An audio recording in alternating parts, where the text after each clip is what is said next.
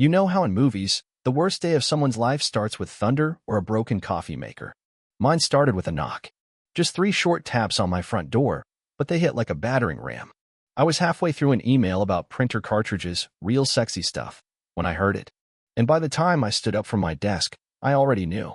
The universe doesn't send you 3 taps for no reason. "Hey, babe," my wife said from the living room. "Can you get that?" Of course I could. I always could. I could get the door, fix the garbage disposal, cook dinner, remember her mom's birthday, and still somehow be the guy who forgot to light enough candles on our anniversary. My name's Nate, by the way. 38. Civil engineer. And apparently, about 5 minutes from finding out my marriage was a very expensive illusion. I opened the door. There he stood, mid-20s, nervous smile, hair like a shampoo commercial. And he smelled like confidence and cologne I couldn't afford. "Hi," he said. "Is this Melissa's place?" I blinked. "You mean my wife?" He smiled like I'd just told him I was lactose intolerant and he'd brought cheese. "Yeah, Tyler.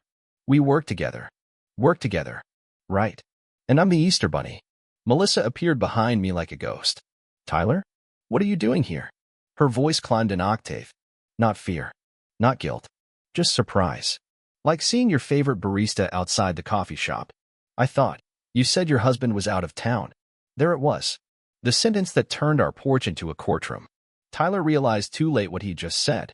Melissa looked like she'd been slapped with a cactus. I felt everything and nothing all at once. "Oh," I said, casually stepping aside. "Well, I'm very much in town. And you've saved me a lot of money on therapy." Melissa's eyes darted. "Nate, I can explain." I held up a hand. "Please don't. If I wanted fiction, I'd watch Netflix." Tyler stammered something, but I didn't hear it. I just turned and walked back inside, straight to the fridge, where I opened a beer I'd been saving since the Super Bowl. Melissa didn't follow me. She knew. And I knew. And the worst part? I wasn't even shocked. Somewhere deep down, I've been waiting for this. And that, my friend, was just the beginning. The silence after they left wasn't peaceful. It was surgical. Clean. Cold. Like the house had been scrubbed of sound and scent, and the air itself was holding its breath.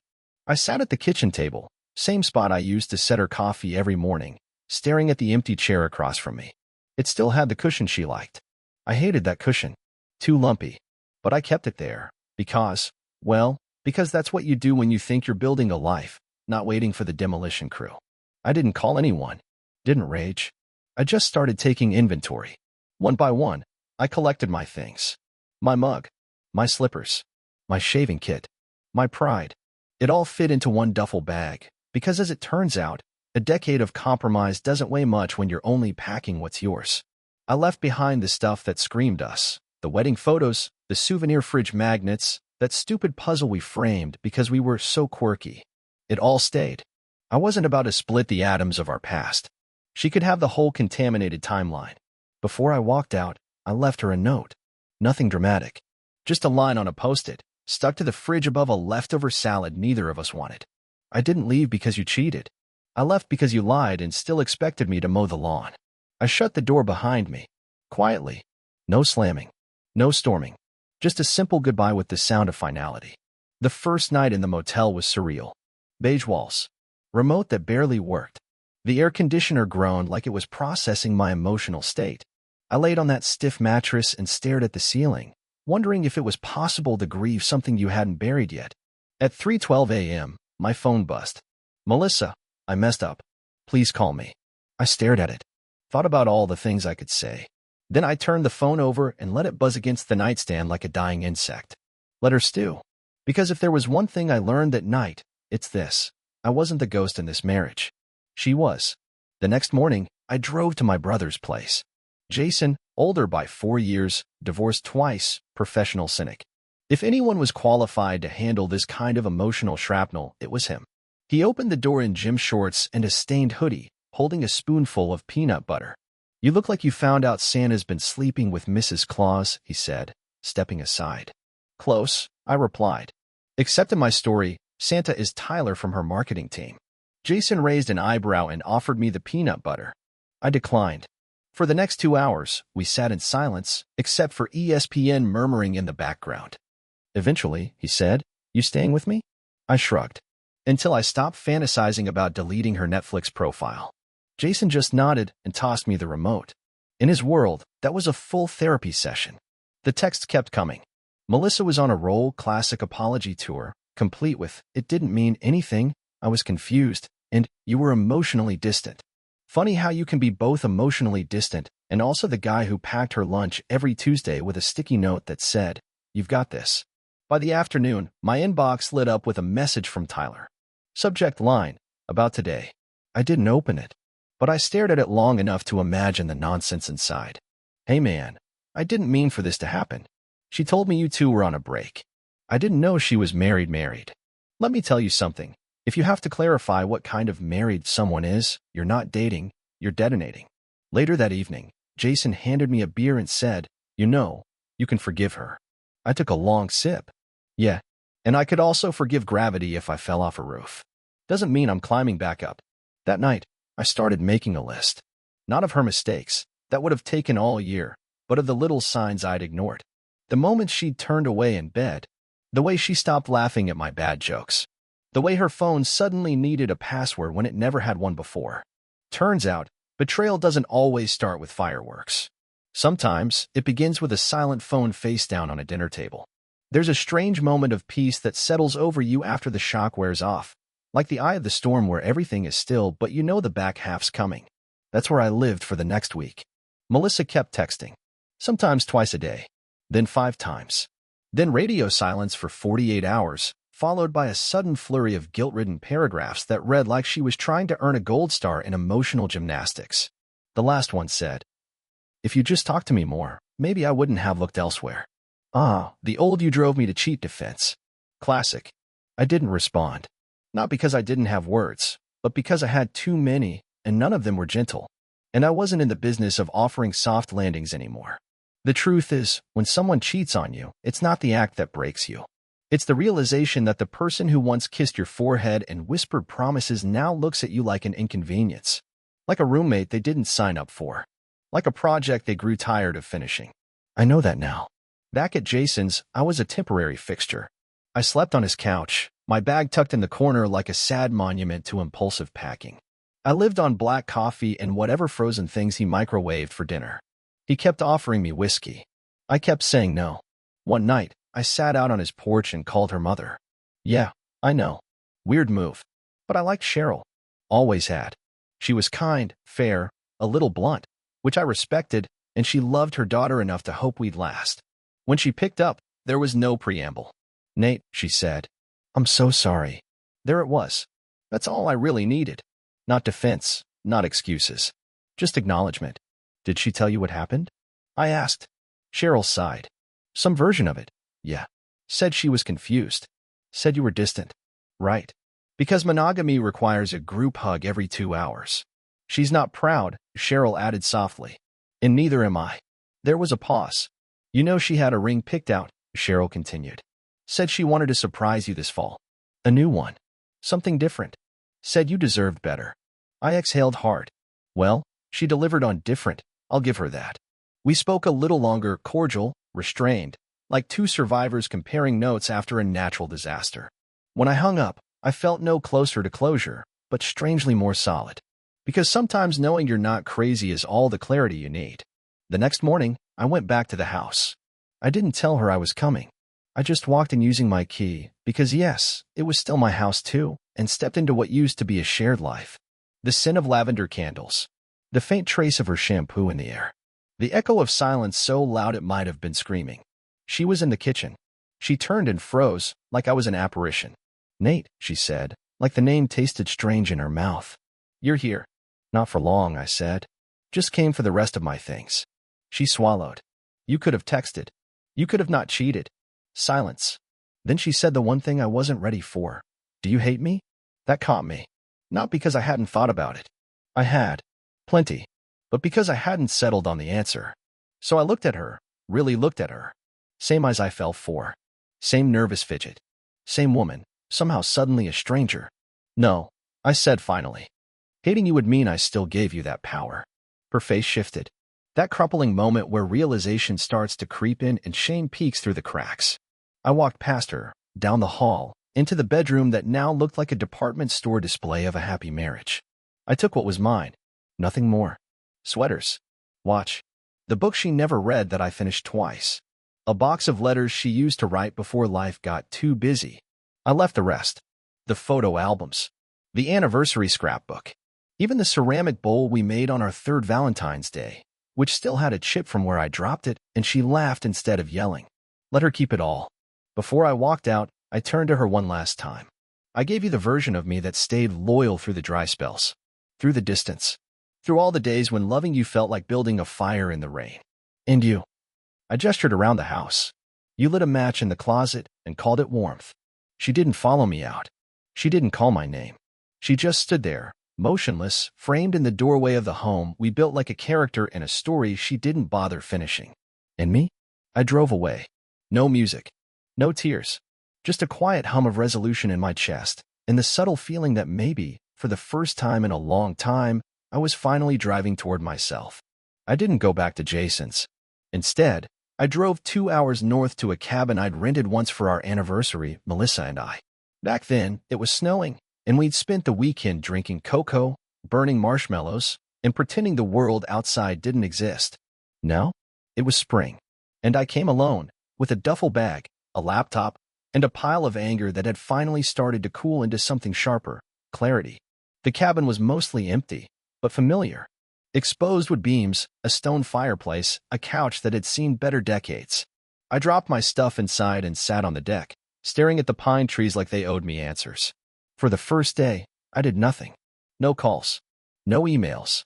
I just watched the wind move through the branches and listened to the kind of silence you only get in the middle of nowhere. No sirens, no texts, no apologies that come 2 weeks too late. Just quiet. Honest quiet. By nightfall, I wrote the first line of what I didn't realize was a letter. Not to Melissa. Not to Tyler. To myself. You stayed when she stopped clapping. That line stuck. Because that's what we do sometimes. We stay long after the applause dies out, long after the stage goes dark and the audience heads home, still hoping the other actor remembers their lines. I've been living in that darkness for years. The next few days were more the same. Sunrise coffee. Midday walks through pine needles. Nights spent rereading journal entries I'd forgotten I wrote. The ones where I kept trying to convince myself the distance was normal. The disinterest was temporary. The cold shoulder was just seasonal. Spoiler, it wasn't. One afternoon, I went into town for groceries. Small place, one diner, one gas station, one suspiciously overstocked gift shop full of bear-themed souvenirs. I grabbed a sandwich and sat by the lake, chewing through turkey and old memories. That's where I met Helen. Late 60s. Wore a sweatshirt with a wolf on it and carried a bag of seed she fed to the ducks like it was a second job. She plopped down next to me like she'd known me in a past life. You've got the face of a man who's either lost a dog or a wife, she said without looking up. I chuckled. Close enough. She tossed more seed. You here to get over her? I raised an eyebrow. You always this direct? I'm old. I earned it. We sat in silence for a beat. Then I said, I think I came here to remember what it felt like to be someone before she decided I wasn't enough. Helen nodded. Well, I hope you realize that was her decision, not your truth. That line hit me harder than I expected. Because deep down, I had started to believe it was my fault. That I didn't try hard enough. Love well enough. Anticipate the betrayal like some kind of emotional weatherman. But there are no storm warnings for infidelity. Just wet footprints in the hallway you don't notice until it's too late. Back at the cabin, I started writing in earnest. Not just letters this time, blueprints. Plans. I was an engineer by trade, after all. Building things made sense to me. And if I couldn't fix my marriage, I could at least rebuild the man it had quietly disassembled. So I made a list. Not of goals. Not of revenge. Of truths. 1. I am not responsible for her choices. 2. I was faithful not just in body, but in heart. 3. I gave her room to grow. She used it to escape. 4. I have been enough all along, just not for her. 5. That does not make me lesser. It makes me free. It wasn't poetry, but it was mine. That evening, Melissa called. I didn't answer. She followed up with a voicemail. Nate, please. I don't know how we got here. I don't even recognize myself. Please talk to me. I deleted it. Not out of spite. Out of mercy for both of us. See, I had nothing left to say. Because the truth is, I didn't lose her. I lost the version of her I wanted to believe in. The rest, the real parts, had been slipping through my fingers for years while I was too busy folding laundry and making sure her favorite wine was stocked. By the end of the week, I was sleeping better, eating slower, breathing deeper. And when I looked in the mirror, I saw someone I hadn't seen in years, a man who wasn't waiting anymore. Not for apologies. Not for closure. Not for someone else to give him permission to move on. Because the moment you stop needing someone's guilt to validate your pain, that's when healing begins. And mine? Mine had just started. The drive home was unremarkable. No poetic sunset in the rearview mirror. No sudden, cinematic realization about life. Just 2 hours of highway hum and a half-stale bag of gas station trail mix riding shotgun. And that, strangely enough, felt perfect. I didn't need the universe to send me signs. I just needed it to stay out of my way. I pulled into my driveway mid-afternoon. The house looked the same, tidy, trimmed hedges, that little ceramic frog she insisted on putting in the flower bed. But it didn't feel like mine anymore. Not because she was still there, she wasn't. She'd moved out while I was gone, her absence methodical and complete. No notes. No drama. Just emptiness. And yet, she left behind her toothbrush. Funny what survives the purge. Inside, it was clean. Sterile. Like a showroom version of our marriage. Everything was technically in place, but the soul had been vacuumed out. I stood there for a long while, in the middle of the living room, staring at a couch we once chose together. She liked the color. I liked the discount. I sat down on it, unsure of whether I was reclaiming it or saying goodbye. Then I heard it. A tiny click. The front door. I turned, but no one entered. Just a package. Brown cardboard. No label. I stepped out, looked around. No delivery truck. No footsteps on the walk. Just wind and silence. Inside the box, a photo album. Ours. The old one. The original. The one I thought she'd taken with her. Page 1 was a note, handwritten on the back of an old receipt. Thought you'd want this more than me. I didn't want to rewrite it. I just couldn't look at it. No signature. Just that. I flipped through the pages slowly. Us on our honeymoon. Melissa with sea salt in her hair and sunburn on her shoulders. Me holding a coconut like I had no idea how the world worked. Back when love was simple. Back when loyalty didn't require reminders. The photos felt like fossils. Evidence of a species that had gone extinct quietly. By page 5, I stopped. Not because it hurt, but because I didn't need to see the rest. I'd lived those memories already, and revisiting them felt like trying to reheat a goodbye. I closed the album, walked it to the closet, and slid it on the highest shelf, out of reach, but not erased. That night, I ate dinner standing up. A cold sandwich. Mustard way too heavy. Bread starting to stiffen at the edges. I smiled. Not because it was good, but because it was honest. That sandwich didn't pretend to be something it wasn't. The next morning, I went back to work. Now, let me tell you, if you ever want to know who your real friends are, disappear for 2 weeks after your marriage implodes. The real ones show up with donuts and awkward silence. The rest forward you memes and ask, so, are you guys done? My coworker Steve slid a coffee across my desk. No words, he said. Just caffeine. I nodded. You get me. Later that day, HR sent a form asking me to update my emergency contact. Melissa's name still sat there in bold Arial, like nothing had changed. I clicked delete. Typed in Jason instead. It felt small, but it was the first time I put myself first in months. That night, I couldn't sleep. Not because of grief, not even anger, but because I realized something deeply unsettling. I had no idea what I liked anymore. I'd spent so long compromising, negotiating, adapting, I'd lost track of the simplest truths about myself. Did I like jazz or did she? Was I a beach guy or a mountain guy? Had I ever wanted kids, or did I just nod when she talked about preschools? So I made a new list. Not a to-do.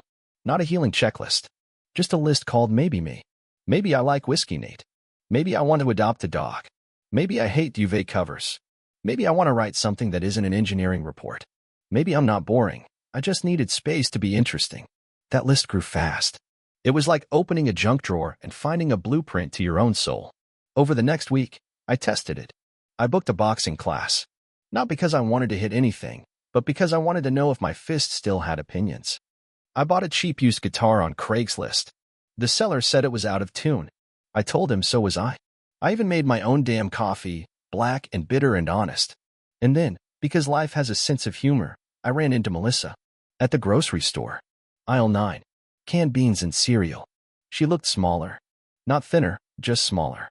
Like the wind had gone out of her sails and left the ship behind. She was holding a basket, not a cart. Like she didn't expect to be here long. Our eyes met, and I braced for the quake. But all she said was, "You look better." I nodded. "I am." She hesitated. "I didn't think you'd recover this fast." I almost laughed. "That's the thing about rock bottom. It's got great traction." She smiled. Brief. Pained. Then she asked, "Do you hate me?" "No," I said again. "I just stopped letting you be the narrator." She looked like she wanted to say more. But her basket was getting heavy, and her guilt was already overflowing. So she just whispered, "Take care," and turned away. And me? I walked out of that store, bought nothing, and drove home with the windows down and the volume up. Because healing doesn't always look like meditation or journaling. Sometimes, it looks like canned beans and closure. The reinspection period, when you test what you've rebuilt, hit me like poor drywall. Some days I felt unshakable. Others? I almost called her. Just to hear her voice. Just to remember why I didn't. I started seeing a therapist. Not because I was broken, but because I wanted a compass, not an anchor for moving forward. On the couch, I realized the pattern I'd fallen for wasn't just hers. It was mine. I ignored warning lights until the engine exploded. Then came the hardest dialogue session of my life. Alone, facing the man I'd become. When I told the therapist I didn't know who I was without her, she asked, "Who do you want to be?" That question echoed louder than any accusation or betrayal. It gave me permission to build life on my terms, not someone else's expectation. With newfound intention, I drafted a letter. Not to make her come back, hell, no. This was accountability wrapped in clarity. I forgive you, not because you deserve it, but because I deserve peace. I forgive not to erase your choices, but to erase their hold on me. I wish you clarity. I wish me freedom. I stared at it. My name signed at the bottom. Felt like dropping an anchor, then cutting the line. I never sent it. Didn't need to. The release was in the writing. This part felt almost serene.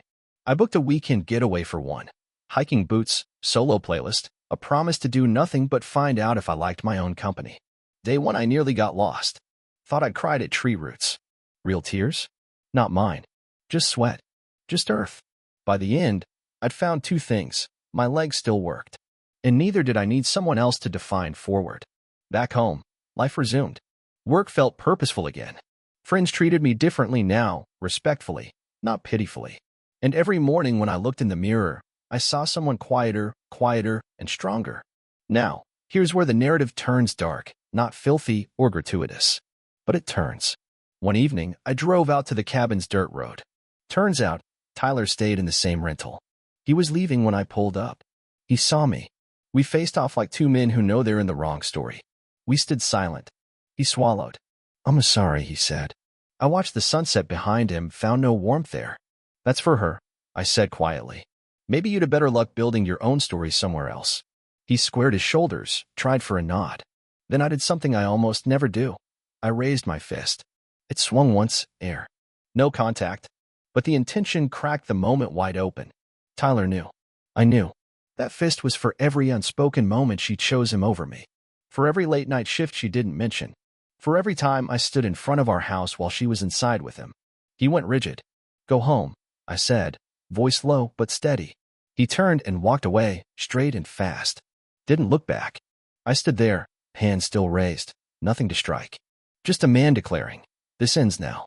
Not with bullets, not with gore, but with presence.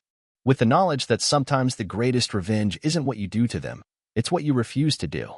I drove away. The engine roared its own rebellion. By the time I pulled onto the highway, sunset behind me, I felt gravity shift. I held on to that shift like a goddamn lifeline. That night, I uncapped a whiskey neat. Let it slip down slow. No anger. No remorse. Just a hardened quiet.